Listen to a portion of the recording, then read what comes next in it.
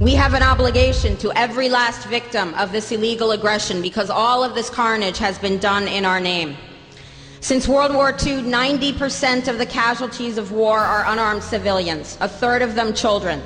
Our victims have done nothing to us. From Palestine to Afghanistan to Iraq to Somalia to wherever our next target may be, their murders are not collateral damage. They are the nature of modern warfare.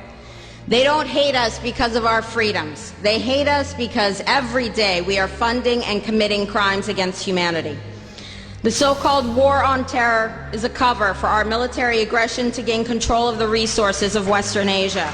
This is sending the poor of this country to kill the poor of those Muslim countries. This is trading blood for oil. This is genocide, and to most of the world, we are the terrorists. In these times, remaining silent on our responsibility to the world and its future is criminal. And in light of our complicity in the supreme crimes against humanity in Iraq and Afghanistan and ongoing violations of the UN Charter and international law, how dare any American criticize the actions of legitimate resistance to illegal occupation? Our so-called enemies in Afghanistan, Iraq, Palestine, our other colonies around the world, and our inner cities here at home are struggling against the oppressive hand of empire, demanding respect for their humanity. They are labeled insurgents or terrorists for resisting rape and pillage by the white establishment, but they are our brothers and sisters in the struggle for justice. The civilians at the other end of our weapons don't have a choice, but American soldiers have choices. And while there may have been some doubt 5 years ago, today we know the truth. Our soldiers don't sacrifice for duty, honor, country. They sacrifice for Kellogg, Brown, and Root. They don't fight for America, they fight for their lives and their buddies beside them because we put them in a war zone. They're not defending our freedoms. They're laying the foundation for 14 permanent military bases to defend the freedoms of ExxonMobil and British Petroleum.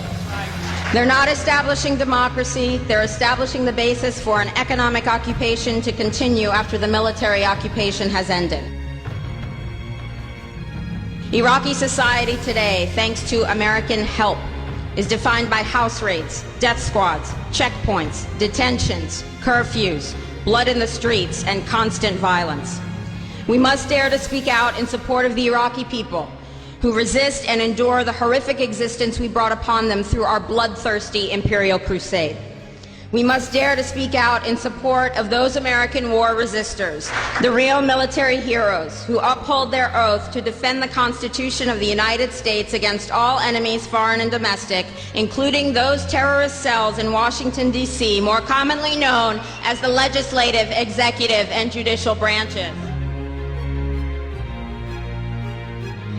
Frederick Douglass said, "Those who profess to favor freedom and yet depreciate agitation are people who want crops without plowing the ground. They want rain without thunder and lightning. They want the ocean without the roar of its many waters." The struggle may be a moral one, or it may be a physical one, or it may be both, but it must be a struggle. Power concedes nothing without a demand. It never has, and it never will. Every one of us must keep demanding, keep fighting, keep thundering, keep plowing, keep speaking, keep struggling until justice is served. No justice, no peace. No justice, no peace. No justice, no peace.